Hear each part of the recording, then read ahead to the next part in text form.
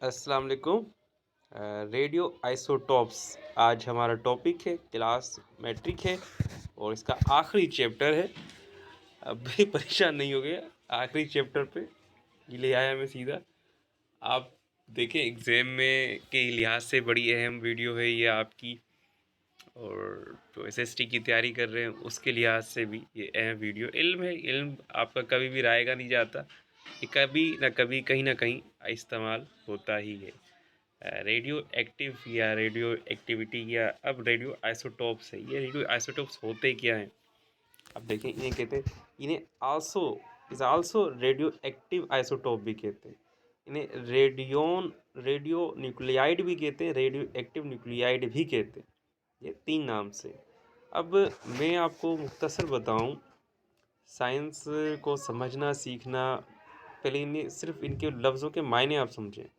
लफ्ज़ों के मायने समझ जाएंगे एग्ज़ाम में, और कोई भी जनरल टेस्ट होगा वो आप आराम से निकाल लेंगे, बड़े आराम से निकाल लेंगे।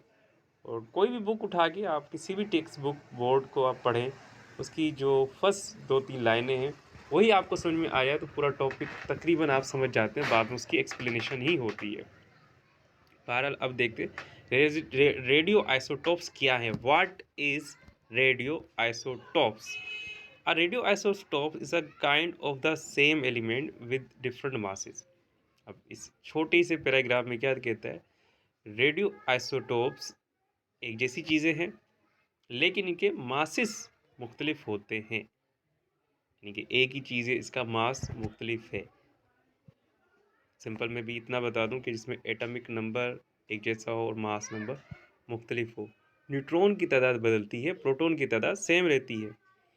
It undergoes decay spontaneously and emits radiation to despite excess energy. अब क्या कहा कि ये टूट फूट का शिकार होता है मुसलसल, और इस दौरान ये शुआएं खारिज करता है और ज़्यादा जो एनर्जी होती है वो खारिज करता है। ये होते हैं रेडियो आइसोटॉप्स, जो इसके मुख्तलिफ नाम हैं।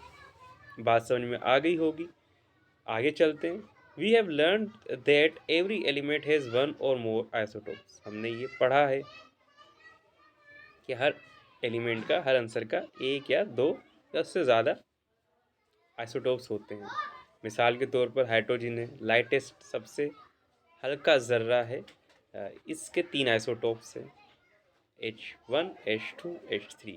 तीसरा है ट्राइटियम, इज़ अनस्टेबल। ये अनस्टेबल से मुराद ये है कि बहुत जल्दी से रिएक्शन करेगा, इसके पास इजाफी चीज़ें हैं, ये गैर क़याम पजीर है, ये बहुत तेज़ी से रिएक्शन में हिस्सा लेगा। However it is a radioactive isotopes and undergoes nuclear decay. ये आइसोटोप है, रेडियो एक्टिव आइसोटोप से, और ये तब्दील हो जाएगा इसका न्यूक्लियस, और ये टूट फूट का शिकार होगा। यानी कि टूट फूट का शिकार होगा तो ये स्टेबल हो जाएगा। The stable and non radio active iso element stable हो और वो नॉन रेडियो एक्टिव है, यानी कि स्टेबल भी है और नॉन रेडियो एक्टिव भी है। Element can also be transmuted into radioactive elements. हम उसे रेडियो एक्टिव एलिमेंट्स में बदल सकते हैं by exposing them to neutrons. यानी कि उसे हम ऐसी जगह धकेल देंगे जहाँ उसके साथ बहुत सारे न्यूट्रॉन जुड़ जाएंगे, और अल्फ़ा पार्टिकल्स, यानी कि या तो न्यूट्रॉन जुड़ेंगे उसके साथ या अल्फ़ा पार्टिकल्स। यानी कि H2 को हम रेडियो एक्टिव आइसोटोप्स बना सकते हैं, H1 को बना सकते हैं। Search artificial produce radio active element, इसे हम कहते हैं मसनूई तरीके से रेडियो एक्टिव एलिमेंट बनाना, और इसे हम कहते हैं रेडियो आइसोटोप्स, और इन्हें कहा जाता है रेडियो आइसोटोप्स।